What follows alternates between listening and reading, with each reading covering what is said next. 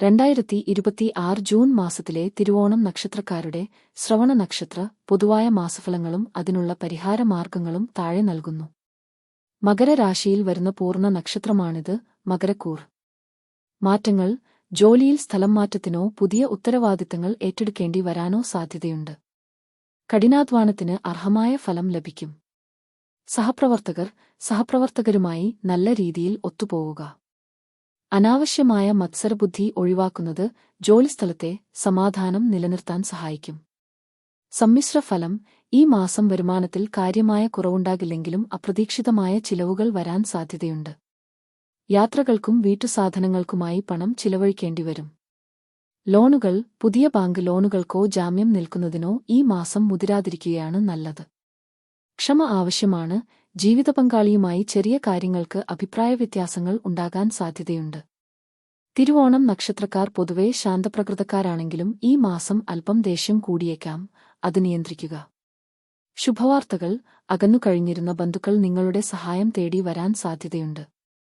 ആരോഗ്യം: കാലുകൾക്കോ സന്ധികൾക്കോ നവോദയത ഉണ്ടാകുന്ന വേദനകൾ അല്ലെങ്കിൽ വായുസംബന്ധമായ പ്രാണായാമവധ അസ്വസ്ഥതകൾ എന്നിവ അലട്ടിയേക്കാം.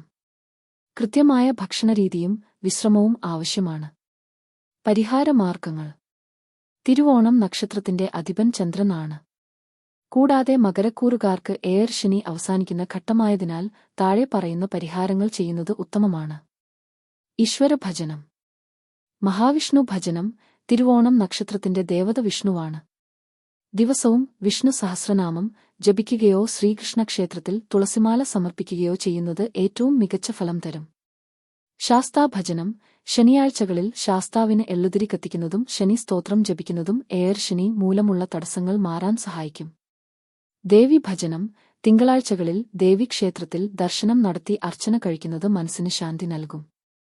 പ്രായോഗിക പരിഹാരങ്ങൾ: മാനസിക നിയന്ത്രണം. ചന്ദ്രന്റെ സ്വാധീനം കാരണം പെട്ടെന്ന് ഭാവിയ ഭയോധട ഉണ്ടായേക്കാം.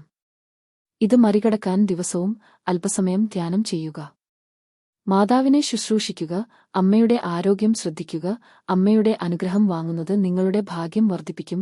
ലളിതമായ മന്ത്രം. ദിവസവും രാവിലെ ഓം നമോ നാരായണായ മന്ത്രം 108 തവണയും വൈകുന്നേരങ്ങളിൽ ഓം നമഃശിവായ മന്ത്രം ജപിക്കുന്നതും കാര്യവിജയത്തിന് ഉത്തമമാണ്.